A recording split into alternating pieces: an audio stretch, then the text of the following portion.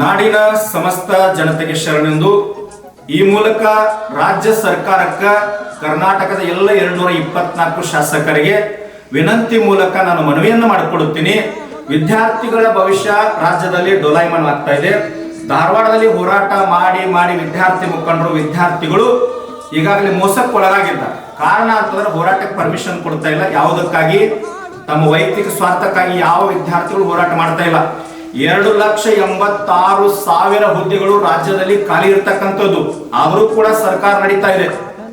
ಯಾವುದೋ ಒಬ್ಬ MLA ಹಠಾತ್ ಆಗಿ ನಿಧನ ಆದಂತಂದ್ರೆ 1 ತಿಂಗಳು ಚುನಾವಣೆ ಮಾಡದೇ ಇದ್ರೆ ಕಾನೂನು ಪ್ರಕಾರ ನಡೆಯೋದಿಲ್ಲ. ಒಬ್ಬ MLA ಸತ್ತಂದ್ರೆ ಈ ರಾಜ್ಯ ಸರ್ಕಾರ MLAಗಳು ಮಂತ್ರಿಗಳು ZPTPಗಳಾಗಿ ಬಂದು ಆ ಪ್ರಚಾರ ಮಾಡಿ ಶಾಸಕರನ್ನ ಆರಿಸಿರ್ತಕ್ಕಂಥ ಕೆಲಸ ಮಾಡ್ತಾ ಇದ್ದೀರಿ. ರಾಜ್ಯ ಸರ್ಕಾರಕ್ಕೆ ಎಲ್ಲ ಮುಖಂಡರಿಗೆ, ಶಾಸಕರಿಗೆ, ಸಚಿವರಿಗೆ ಪಕ್ಷಾತೀತ ಧರ್ಮಾತೀತವಾಗಿ ನಾವು ವಿನಂತಿಯನ್ನು ಮಾಡಿಕೊಡ್ತೀನಿ. 2,86,000 ಹುದ್ದೆಗಳು ರಾಜ್ಯದಲ್ಲಿ ಏನು ಖಾಲಿ ಇದಾವೆ, ಈ ವರ್ಷ ಮುಗಿಯೋದ್ರೊಳಗೆ 1,00,000 ಹುದ್ದೆಗಳನ್ನು ಭರ್ತಿ ಮಾಡ್ಕೋಬೇಕು. ಕೆಲವೇ ದಿನಗಳಲ್ಲಿ ಇದ್ರ ಬಗ್ಗೆ ಯಾರಾದ್ರೂ ಮಾತನಾಡದೇ ಇದ್ರೆ ನಮ್ಮದು ಎಲ್ಲಿ ಹೋರಾಟ ಆಗ್ತದೆ ಗೊತ್ತಿಲ್ಲ. ಬರೀ ವಿದ್ಯಾರ್ಥಿಗಳಲ್ಲ, ಕರ್ನಾಟಕ ರಾಜ್ಯ ರೈತ ಸಂಘ ಹಾಗೂ ಹಸಿರು ಸೇನೆಯ ಅಧ್ಯಕ್ಷರಾಗಿರ್ತಕ್ಕಂಥ ಸನ್ಮಾನ್ಯ ಚುನಪ್ಪ ಪೂಜಾರಿ ಅವರ ನೇತೃತ್ವದಲ್ಲಿ ರಾಜ್ಯ ಮಟ್ಟದೊಳಗ ನೀವು ಊಹೆ ಮಾಡ್ಲಿಕ್ಕೂ ಸಾಧ್ಯ ಇಲ್ಲ. ಆ ಮಟ್ಟದೊಳಗೆ ವಿದ್ಯಾರ್ಥಿಗಳನ್ನ ಕರ್ಕೊಂಡು, ಕಾರ್ಮಿಕರನ್ನ ಕರ್ಕೊಂಡು ರಾಜ್ಯದ ದಲಿತ ಪರ ಸಂಘಟನೆ, ಕನ್ನಡ ಪರ ಸಂಘಟನೆ, ಕಾರ್ಮಿಕ ಸಂಘಟನೆ, ಆಟೋ ಸಂಘಟನೆ, ಮಹಿಳಾ ಸಂಘಟನೆಗಳನ್ನ, ವಿದ್ಯಾರ್ಥಿ ಸಂಘಟನೆಗಳನ್ನ, ಪಕ್ಷಾತೀತ ಧರ್ಮಾತೀತವಾಗಿ ಎಲ್ಲರನ್ನ ಕರ್ಕೊಂಡು ಎಲ್ಲಿ ಹೋರಾಟ ಮಾಡ್ತೀವಿ ಗೊತ್ತಿಲ್ಲ. ಅಷ್ಟರೊಳಗೆ ನೀವು ಜಾಗೃತ ಆಗಿ 2,86,000 ಸದ್ಯ ಬೇಡ, 1,00,000 ಹುದ್ದೆಗಳನ್ನ ಶೀಘ್ರವಾಗಿ ನೇಮಕ ಮಾಡ್ತೀನಿ. ನೀವು ಯಾರಾದ್ರೂ ಮಾತು ಕೊಡ್ಬೇಕು. ಕೊಟ್ರೆ ನಾವು ಹೋರಾಟವನ್ನ ಮಾಡೋದಿಲ್ಲ. ವಿದ್ಯಾರ್ಥಿಗಳ ಭವಿಷ್ಯ ಡೋಲಾಯಮಾನ ಆಗ್ತಾ ಇದೆ.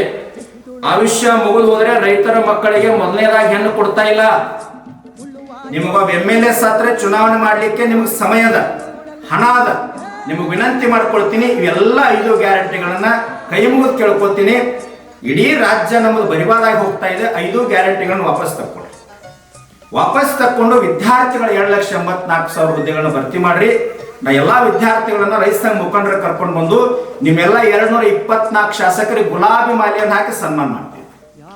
ಮಾಡದೇ ಇದ್ರೆ ನಿಮ್ಮೆಲ್ಲರ ವಿರುದ್ಧವಾಗಿ ನಾವು ಹೋರಾಟವನ್ನು ಮಾಡ್ಬೇಕಾಗ್ತದ. ಬಹಳ ನೇರವಾಗಿ ಎಚ್ಚರಿಕೆಯನ್ನು ಕೊಡ್ತೀನಿ. ರೈತರು ಹೋರಾಟ ಮಾಡ್ಬೇಕು, ಕಾರ್ಮಿಕರು ಹೋರಾಟ ಮಾಡ್ಬೇಕು, ವಿದ್ಯಾರ್ಥಿಗಳು ಹೋರಾಟ ಮಾಡ್ಬೇಕು. ಇನ್ನು ಕೆಲವೇ ದಿನಗಳು ಹೋದ್ರೆ ಏಜ್ ಲಿಮಿಟ್ ಹೋಗಿಬಿಡ್ತದ, ಡಿಬಾರ್ ಆಗಿಬಿಡ್ತದ. ನೌಕರಿ ಇಲ್ಲ, ವಾಪಸ್ ಬಂದವರು ವ್ಯವಸಾಯ ಮಾಡ್ಲಿಕ್ಕೆ ಅವ್ರಿಗೆ ಸಾಧ್ಯ ಇಲ್ಲ. ಬಹಳ ಕಠಿಣ ಅದ. ಹೆಣ್ಣು ಕೊಡ್ತಾ ಇಲ್ಲ. ಮತ್ತೊಮ್ಮೆ ನೇರವಾಗಿ ಎಚ್ಚರಿಕೆ ಕೊಡ್ತೀನಿ.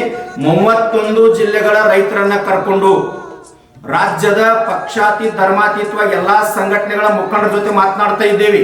ಎಲ್ಲಾ ಸಂಘಟನೆಗಳ ಕರ್ಕೊಂಡು ನೀವೇನೇ ಅಕಸ್ಮಾತ್ ಆಗಿ ಧಾರವಾಡಗಳು ಪರ್ಮಿಷನ್ ಕೊಡದೇ ಇದ್ರೆ ಹೋರಾಟ ಹಿಂದಾಗೋದಿಲ್ಲ. ನಮ್ಮದು ನಂಜುಂಡ ಸ್ವಾಮಿ ಅವರ ತತ್ವದಲ್ಲಿ ಹೋರಾಟ. ಯಾವ ಹೈವೇ ಬಂದ್ ಮಾಡ್ತೀವಿ, ಯಾವ ಜಿಲ್ಲಾ ಬಂದ್ ಮಾಡ್ತೀವಿ ನಮ್ಗೆ ಗೊತ್ತಿಲ್ಲ. ಹೋರಾಟ ಆಗ್ತದ, ತಿಳ್ಕೊಡ್ರಿ. ನಮಗೆ ಗೌರವ ಕೊಡ್ರಿ. ರೈತ ಸಂಘದವ್ರಿಗೆ, ವಿದ್ಯಾರ್ಥಿಗಳು ಗೌರವ ಕೊಡ್ರಿ. 8-10 ದಿನದೊಳಗ ನಾವು ವಿದ್ಯಾರ್ಥಿಗಳನ್ನ ತುಂಬಲಿಕ್ಕೆ ನಾವು ಮನಸ್ಸು ಮಾಡ್ತೀವಿ ಅಂತೇಳಿ ಮಾತು ಕೊಟ್ರೆ ನಾವು ಹೋರಾಟ ಮಾಡೋದಿಲ್ಲ. ಆಗದೇ ಇದ್ರೆ ತಯಾರಿ ನಡೆದದ, ಹೋರಾಟ ಆಗ್ತದ, ಗಂಭೀರ ರೂಪ ತಗೊಳ್ತದ. ಅದು ಯಾವ ಮಾದರಿ ಹೋಗ್ತದ ನಮಗೆ ಗೊತ್ತಿಲ್ಲ. ಅದಕ್ಕಾಗಿ ವಿನಂತಿ ಮೂಲಕ ಎಚ್ಚರಿಕೆ ಕೊಡ್ತೀನಿ. ರಾಜ್ಯ ಸರ್ಕಾರ, ನಿಮ್ಮ ಸರ್ಕಾರ ಡೋಲಾಯಮಾನದ. ಯಾರು ಬೀಳ್ತಿರೋ ಅದು ನಿಮಗೆ ಬಿಟ್ಟದ್ದು. ಆದ್ರೆ ವಿದ್ಯಾರ್ಥಿಗಳ ಭವಿಷ್ಯಕ್ಕಾಗಿ ನೀವು ಗಂಭೀರ ಚಿಂತನೆ ಮಾಡ್ಬೇಕಂತೇಳಿ ಈ ಮೂಲಕ ನಾನು ಎಚ್ಚರಿಕೆಯನ್ನು ಕೊಡ್ತೀನಿ.